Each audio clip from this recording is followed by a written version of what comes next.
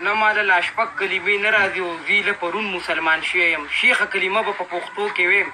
شیخه زه پښتون مسلمان شوی یم. دا ستا خبرې د چا نه دي خوښې، دا ملغلرې د چا نه دي خوښې. مونږ لاشونو څه تفریح نه خوځو، ګلې سندرې د چا نه دي خوښې.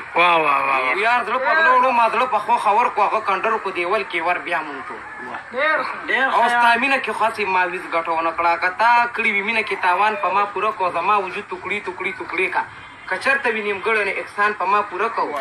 بوت دې په کعبه کې د ساتلو نه دی او ستا دا کافرو سندړونه د ویستلو نه دی او زما د شونډو چپاړونه به ودړدوي.